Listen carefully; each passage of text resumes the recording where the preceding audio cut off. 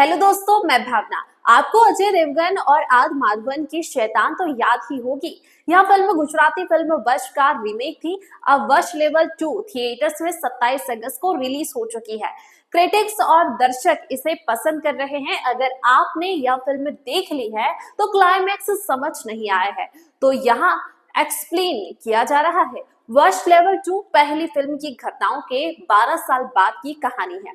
हालांकि अथर्व अपनी बेटी आर्या को काले जादूगर प्रताप के चंगुल से बचाने में कामयाब हो जाता है, लेकिन वह पूरी तरह से ठीक नहीं हुई है और अभी भी बेहोशी की हालत में है। इस बीच अथर्व अभी भी अपनी पत्नी और बेटे के खोने के सदमे से उभर रहा है और अपनी बेटी की देखभाल करते हुए भावनात्मक रूप से असमंजस्य में जी रहा है। हालात तब और बिगड़ जाते हैं जब एक नया जादूगर आ जाता है। इस बार उसने कई स्कूली लड़कियों को अपने वश में कर लिया है।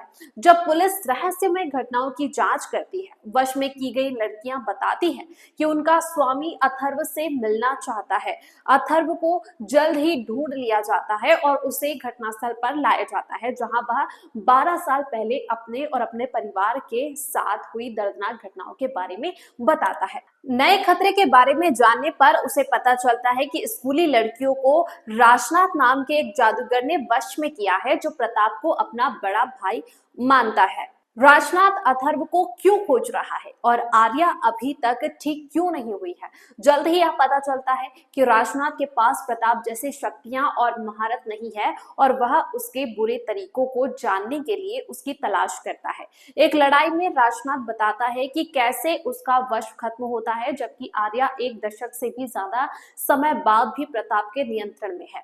यह अथर्व को यह सोचने पर मजबूर करता है कि वह प्रताप और आर्या के बीच के संबंध को पूरी तरह से क्यों नहीं तोड़ पाया। उसे पता चलता है कि उनकी पहली मुलाकात के दौरान प्रताप ने अपनी चाय के लिए 10 रुपए दिए थे, जिससे उस पर कर्म उधार बन गया था। इस लंबे समय से चले आ रहे बंधन को तोड़ने के लिए अथर्व प्रताप को 10 रुपए लौटाता है और उससे रिश्ता तोड़ देता है, जिसके बाद आर्या 12 सालों के लंबे वक्त के बाद अपनी मानसिक कैद से मुक्त हो जाती है। आखिर में जब राजनाथ प्रताप को ढूंढने के लिए अपना आतंक फैलाना जारी रखता है, तो उसका सामना अथर्व से होता है, जो आखिरी में उसकी जीभ काटकर उसे गूंगा बना देता है। आर्या होश में आ जाती है और नॉर्मल हो जाती है। अब कहा जा सकता है कि तीसरे पार्ट में आर्या खुद इस लड़ाई में उतरेगी और नया विलन भी आ सकता है। वहीं अब शैतान 2 भी जल्द ही आ सकती है।